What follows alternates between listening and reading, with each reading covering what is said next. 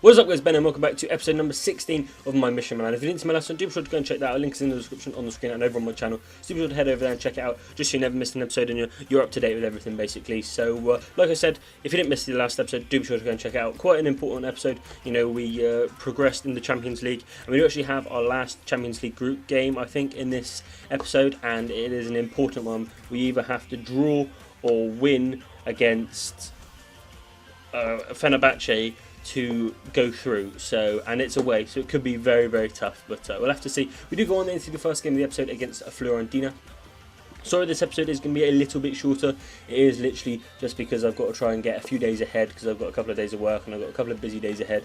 So, you know, I have to make sure that I can get ahead, basically. But so we're going to get on into this game. We do go 1-0 up with Fernando Torres. Obviously, a very, very important goal. Fiorentina are a top side. We've had a couple of bad episodes, you know, a couple of draws, a couple of losses against teams we really shouldn't. But in this episode, we are looking to get back on track. And it's looking good at the minute, you know, quite a boring game, quite a dull game. A goal and a yellow card is all that's happened so far. So we're trying to make sure that we hold out, and we do. And Fernando Torres gets us that win as we get offered the job for Ivory Coast. But like every single episode, we will not be accepting any international jobs, because it's not about that, it's all about Milan. So we're going to go have a look at what Riviera said. He's just basically disappointed not to play and all that bullshit. So this is it, the game against Fenerbahce. If we don't win this, we're at the Champions League at the group stages, and we will have to go home and wait one more season to try our hand at the Champions League. So we do need at least a draw here, and then we will be absolutely fine. We'll be going through second in our group, which will be a bit of a pain, but you know, there's not really much I can do about it unless we win and Borussia Dortmund lose. So we need definitely just to get a draw. You know, I'll be happy just to go through, and I'm looking to get to at least the quarterfinals.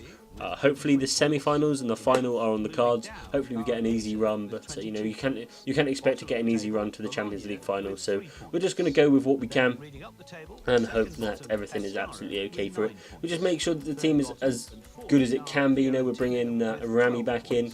We're just basically bringing in all the highest rated players. We have a look at Danilo, see if he's fit yet, and he is actually fit to come into the bench, but not actually into the squad. He's still got that little plaster, so I don't want to risk him bringing him in, him being bad because he's still injured, or him getting injured again. You know, although this is the main point of the series to win the Champions League, is I don't want Danilo to get injured, because it's not the only point of the series. So you know, we need to make sure that he's good, and we'll be absolutely fine. So we go on into the game against Fenerbahce, and it's going to be a tough one. I knew it was going to be a tough one. Fenerbahce were hard when we played them at home. Bonaventura opens the scoring, followed by Dirk Kuyt, who scores against me every single time I play bloody Fenerbahce, which is a huge annoyance, but we'll have to just put up with that and try and make sure we can get another goal. The game goes on, we're getting into the late stages of the game now, and any goal could seal the game, and MNEK actually scores against me.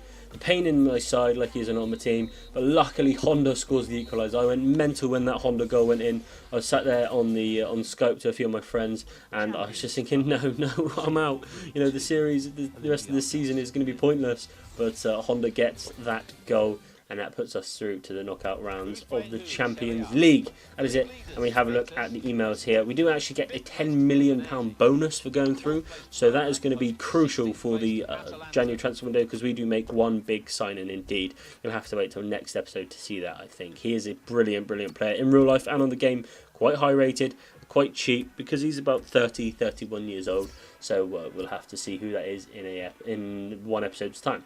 We do have a home game against Torino. We'll go into this very confident. You know, come off that good result away against Fenerbahce. Obviously a good result against Fiorentina as well. So we're looking in good form, high spirits, and we do end up putting one in the net with Bonaventura, another from El Shaarawy. They actually get one back. I can't remember who that's from.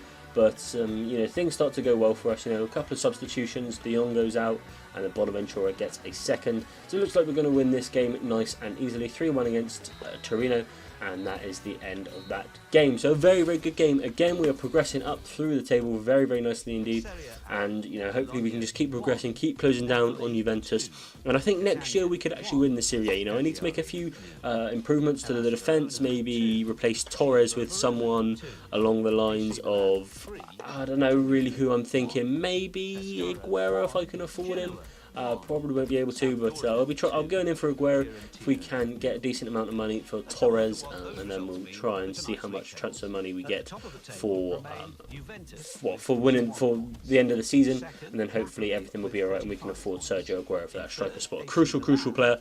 If not, then we'll have to find someone else to buy. So we do go into the last game of the episode, I think it is, against Cagliari.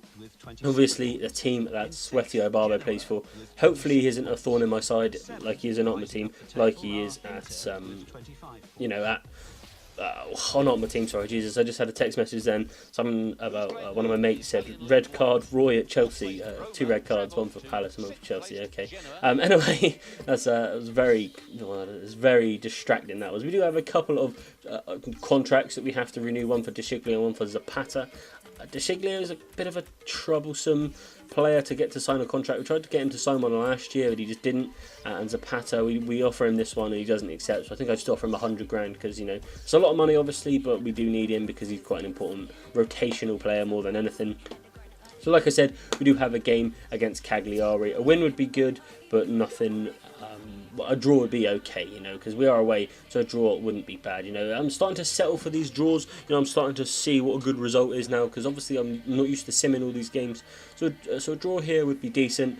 So hopefully we can go on. They actually get a really early red card, which is obviously great for us, but hopefully everything goes our way. De Jong actually gets a goal, which is kind of weird. De Jong, the man notorious for kicking Xabi Alonso in the chest, and then Sal gets an equaliser for them.